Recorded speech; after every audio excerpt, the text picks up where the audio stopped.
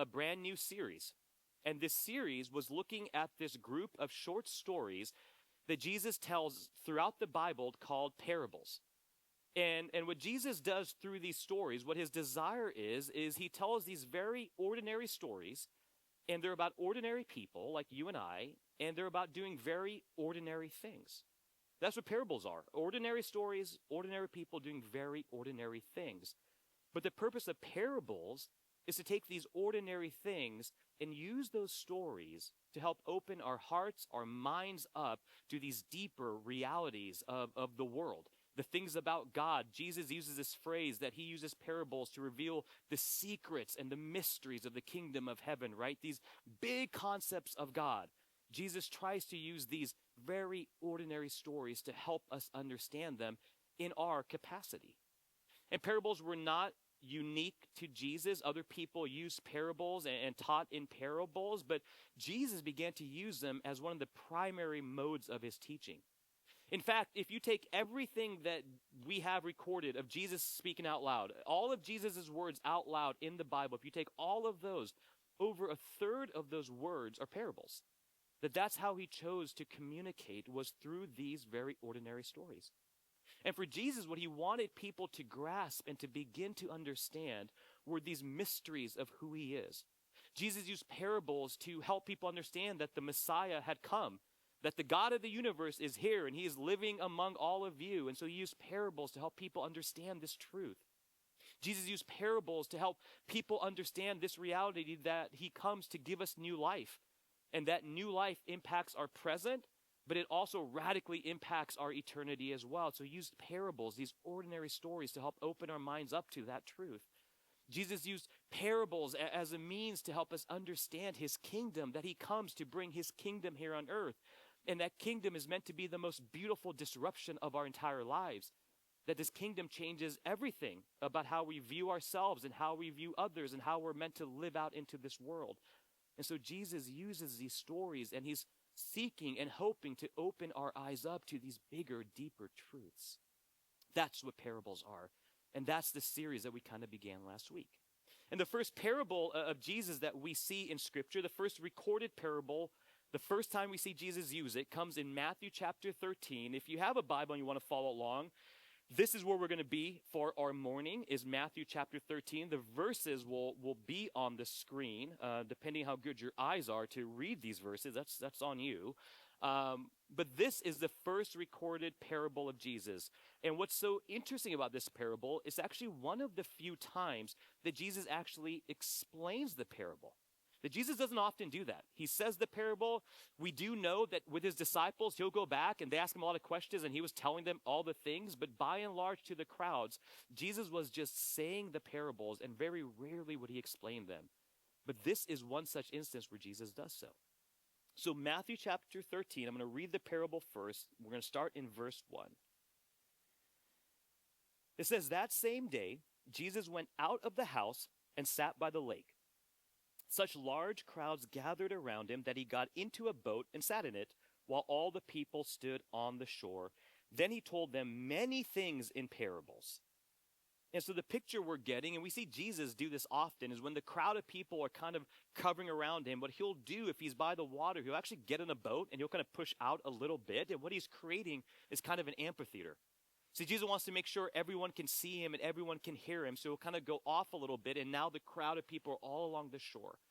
And so Jesus does that, and he begins teaching to them in parables, and he gives them this parable. He says this, "A farmer went out to sow his seed.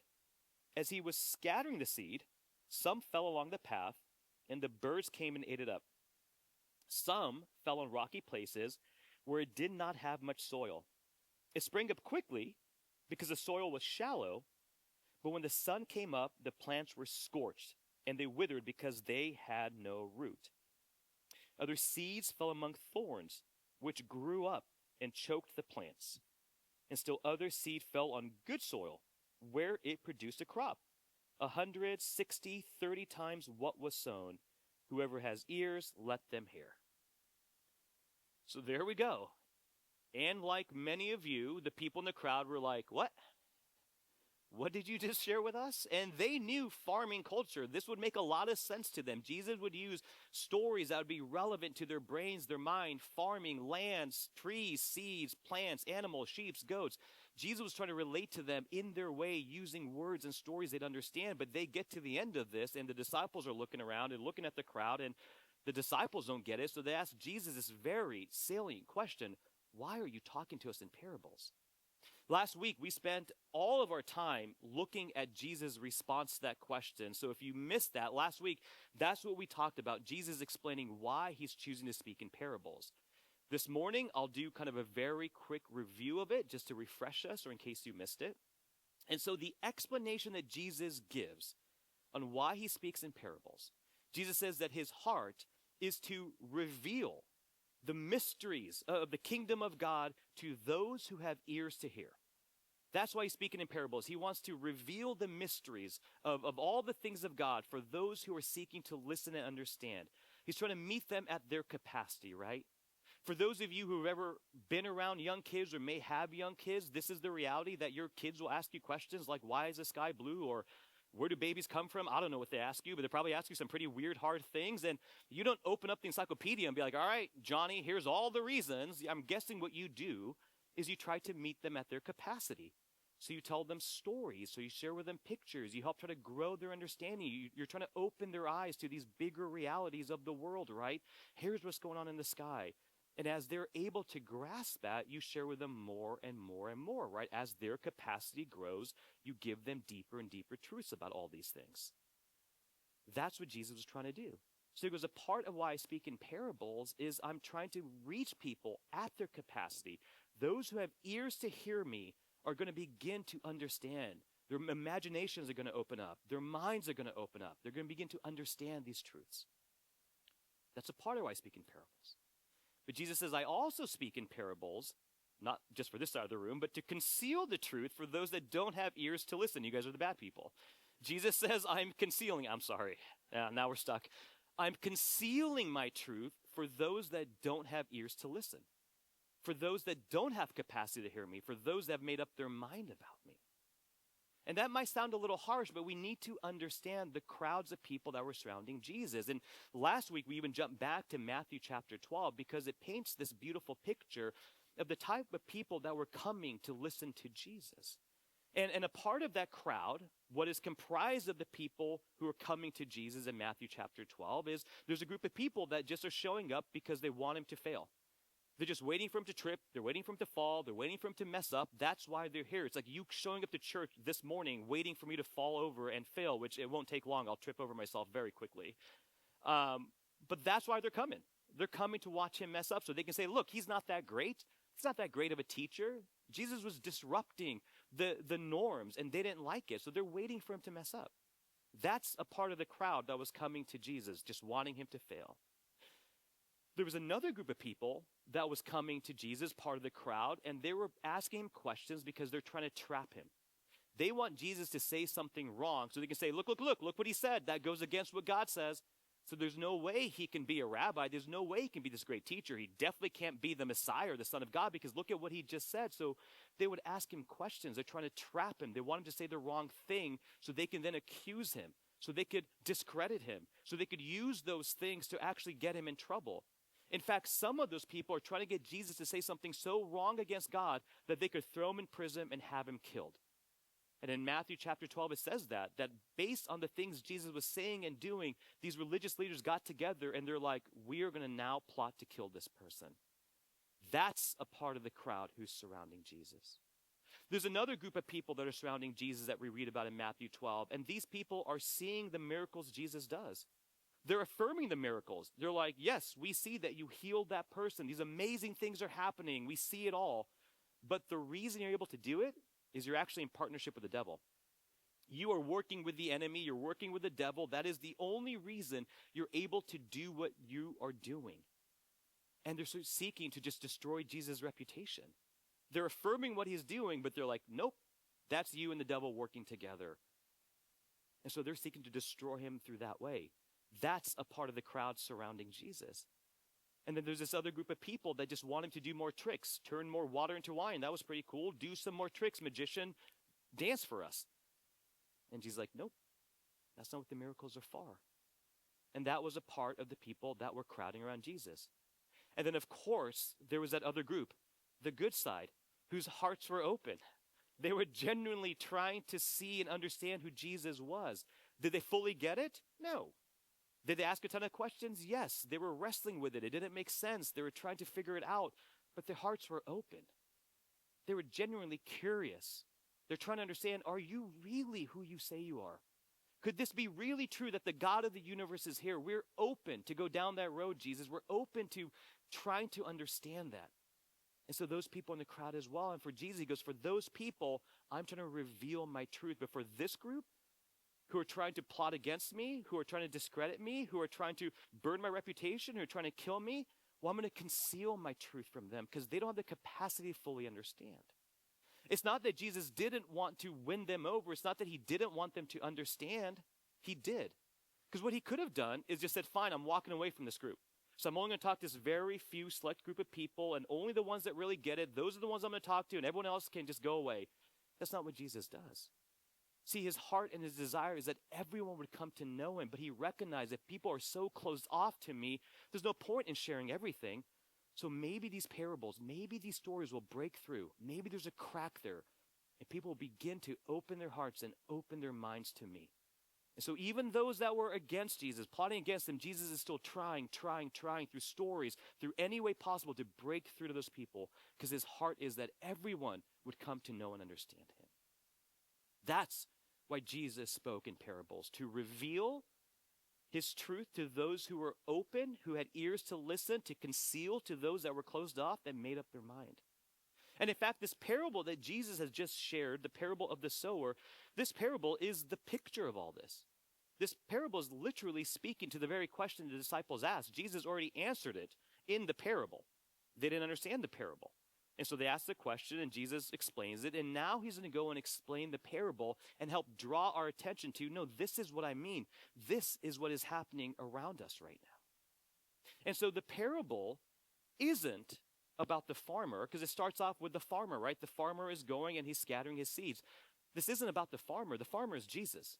Jesus is going and he's scattering his seed. The seeds of Jesus is the revelation of who he is. It is the good news about Jesus. It's the reality that he came to save us. It's all the things of Jesus. That's the seed. This parable isn't about the seed. The parable is about where the seed is landing.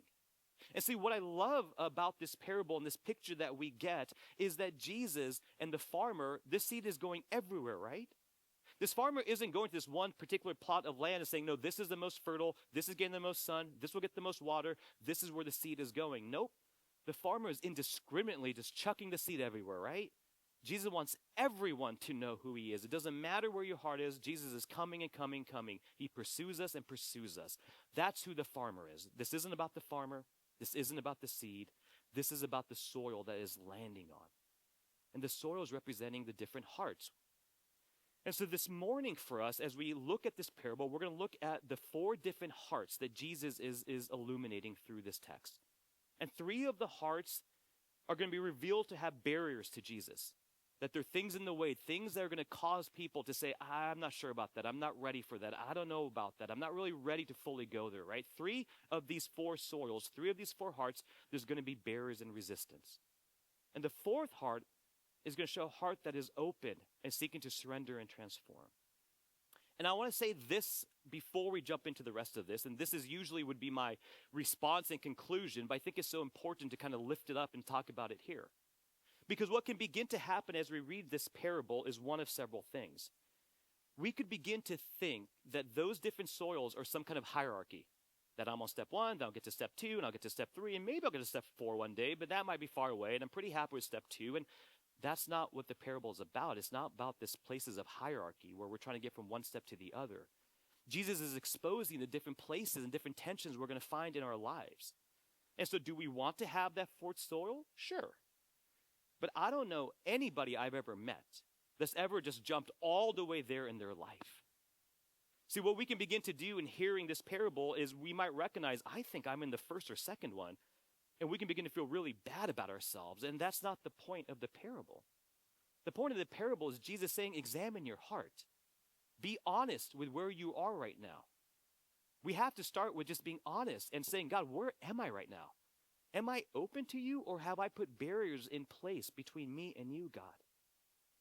And so this isn't about feeling bad or guilty where we are at. And I'll just say, myself and everyone else that I've ever met in my life have had the experience of wrestling and struggling and trying to understand God in greater and greater ways, that it is a journey for many of us.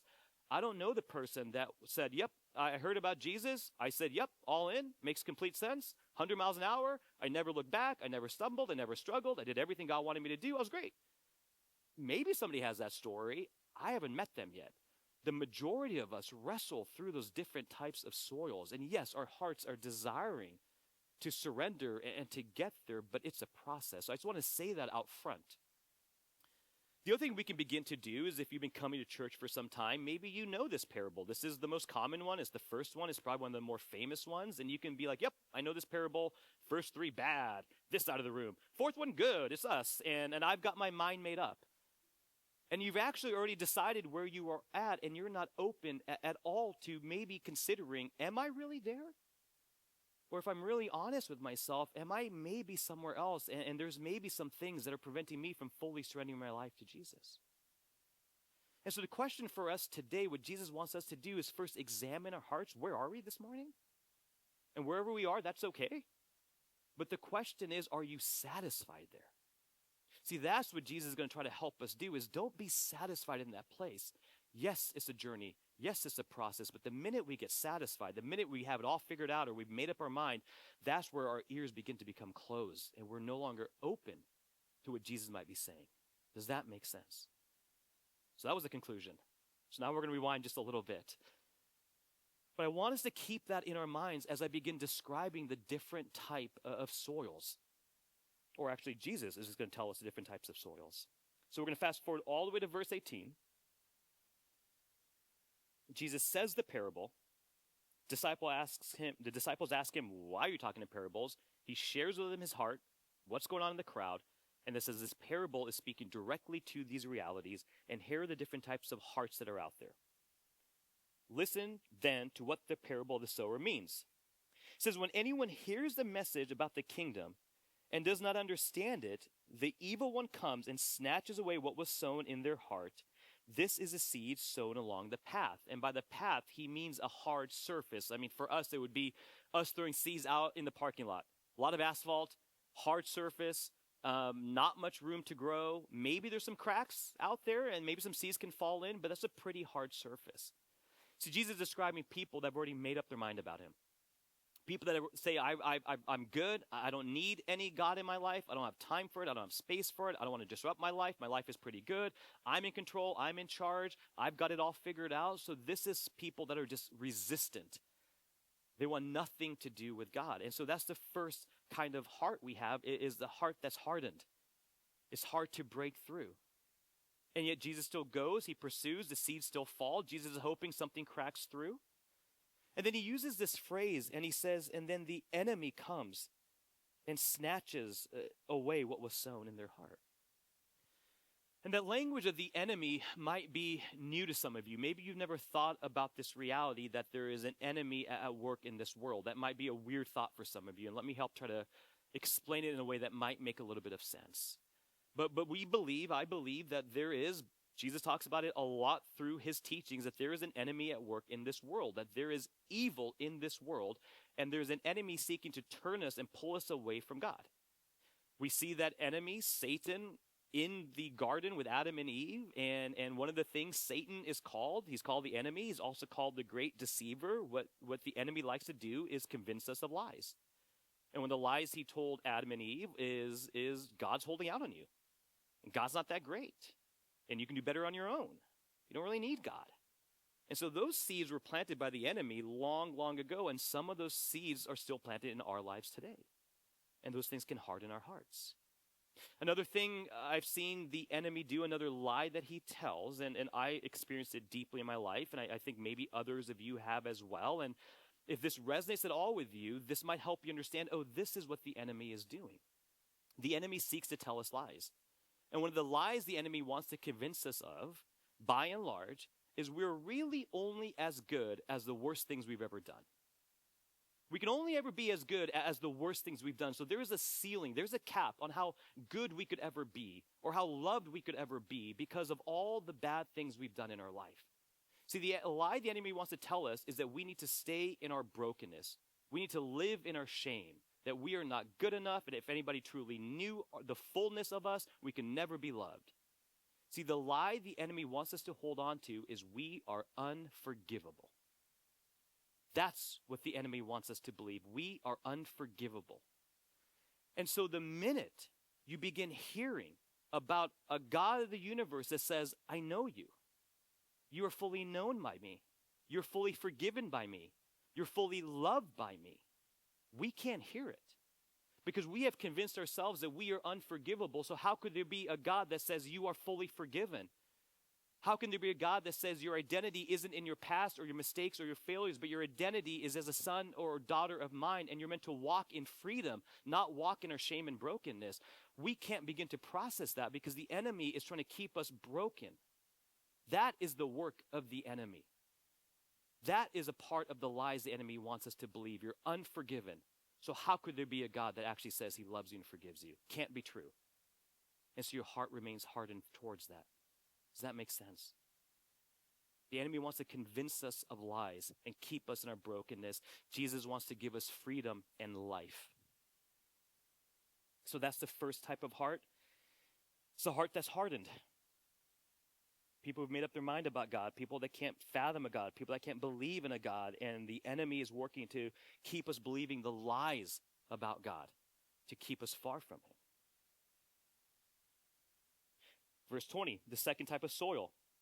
Some of the seed falls on rocky ground, and this refers to someone who hears the word and at once receives it with joy. Good news. But since they have no root, they only last a short time. When trouble or persecution comes because of the word, they quickly fall away. So this is leading to the idea of like feeling, right? We hear about God. It all sounds good. It sounds good on paper. I like the idea of God, heaven, eternity, forgiveness. That sounds great. I'm all in. As long as it doesn't cost me anything, as long as it doesn't mess with my life, as long as it doesn't change anything about me, as long as I don't have to really sacrifice anything, then I'm good with this. And so I hear it, but I don't really want to do anything about it, and it's good on paper, and as long as it doesn't mess with my day or my schedule, then I'm fine. But the minute it does, the minute there's resistance, the minute my life isn't going perfectly and I didn't get that promotion, I thought it was going to be all good now that I know God, I'm done with this. The minute my friends think I'm weird because I come to a church, the minute I see any friction in my life because of God, I'm out. And this is such a common kind of practice in our lives.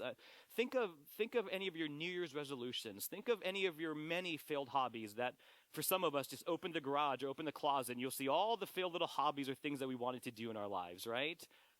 And maybe for some of us, it's the thing that I always kind of go through of I want to be healthier. I just want to be healthier in my life. And maybe for some of you, you're like, yep, I want to be healthy this year. And so what do? You go and join a gym. And now you got a gym. Great. You already feel healthier, right? You're part of a gym now, and you can tell people, I belong to that gym. And then the gym gives you a personal trainer. You're like, sure. And you meet with a personal trainer, and you're like, guys, I got a personal trainer now. That's great. All good on paper, right?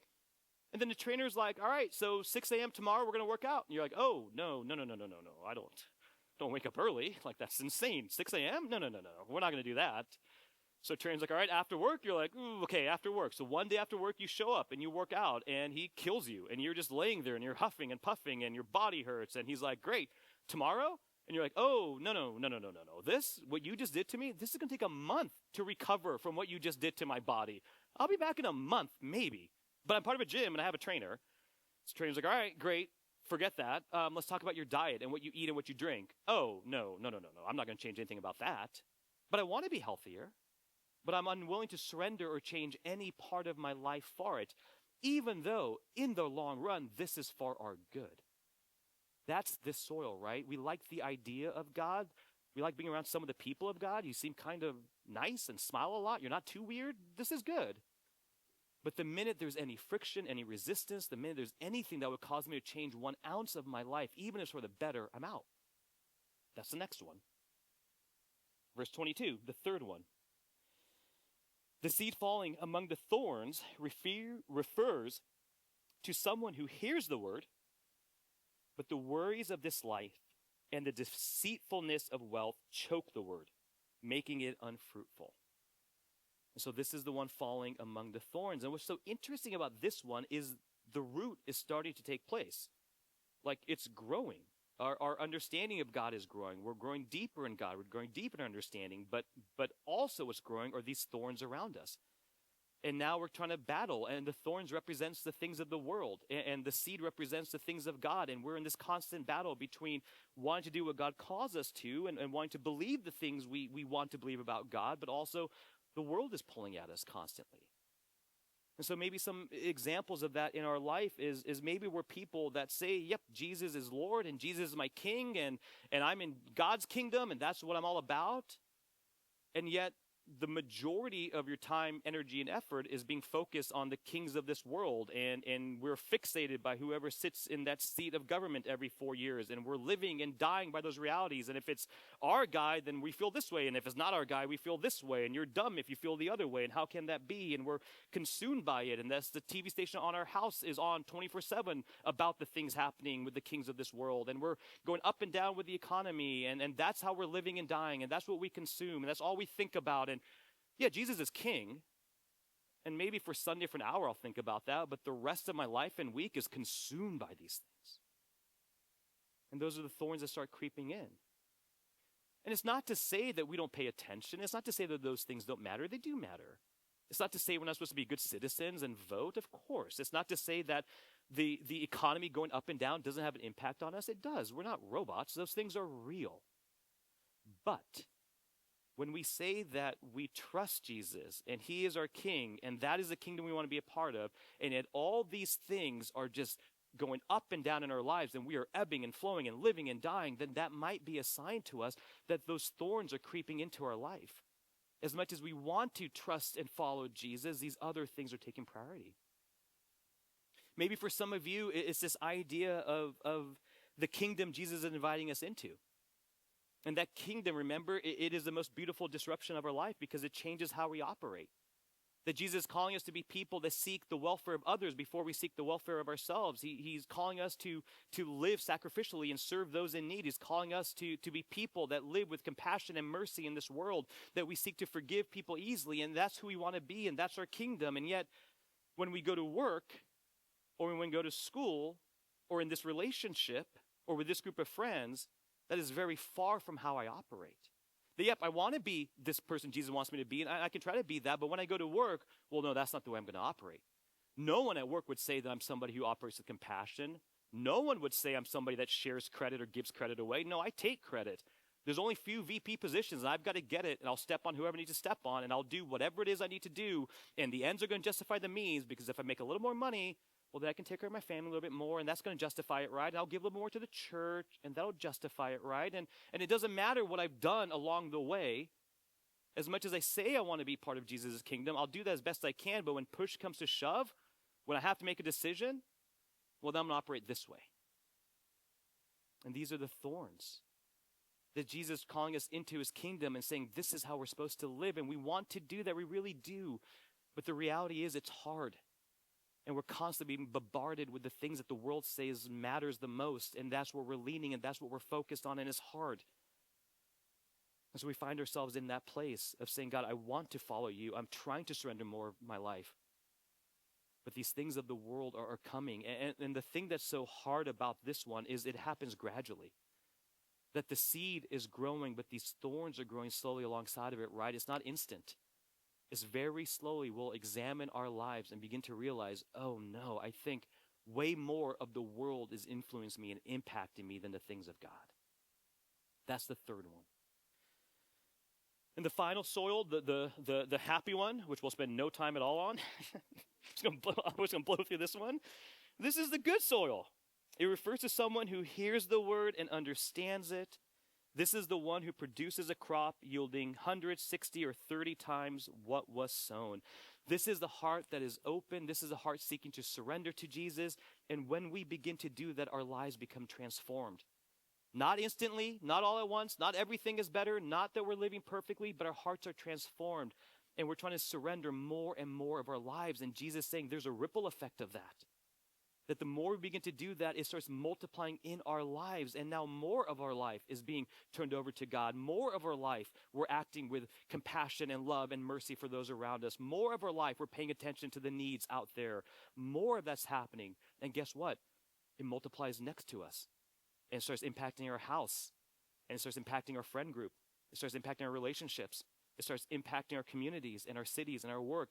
Jesus is saying this is what happens when we begin to live this way. Our hearts become transformed. And it doesn't just impact you. It impacts others as well. That's what's so beautiful. I'll invite the worship team back up as we close. The question as we began this morning was today's opportunity for us to examine our hearts and try to be honest, realistically. Where am I today? Have I already made up my mind? Did I already make up my mind before I walked in here that I'm good and I don't need this and this is great for other people? Or am I open to considering maybe there's more of my life that I need to surrender over? Maybe you're new to all of this God stuff and Jesus stuff and none of it really makes sense, but guess what? You're here. And the fact that you're in this room tells me that you're not satisfied with where you are, but at least you're open to the conversation, that you're open to wrestling with this and trying to understand, God, who are you really? That is an open heart. What a beautiful place to be. Maybe you're in a place where you are starting to recognize that, yes, I've been following God for a long time, but I'm beginning to maybe realize that maybe there's parts of me that are just not fully surrendered. And man, if people knew the work Amen versus the home Amen, those are very different people. Or the pastor Amen on stage and the Amen that hangs out with Michelle, those are very different people, right?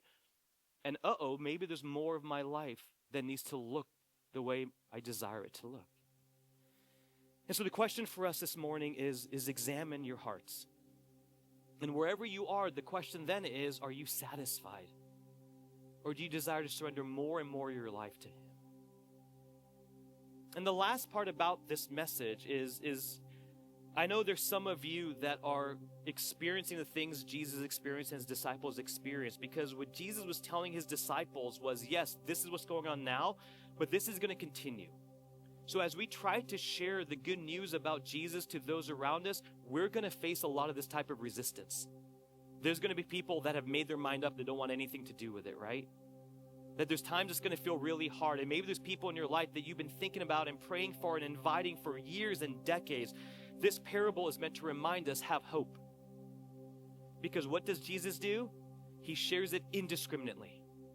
Jesus says, I'm not done with you. I'll never stop pursuing you. So even though that surface looks hard, there's cracks. And I'm going to keep pursuing you and loving you and trying to meet you where you're at, trying to reach you at your capacity, because I want to open your eyes that there is a God of the universe that says you are loved and you are known. And that changes everything about how we operate. So don't lose heart. Don't lose hope. Jesus reminds us that this isn't easy, that this is difficult. But He also tells us that He is with us. And so let's continue in worship as we process that.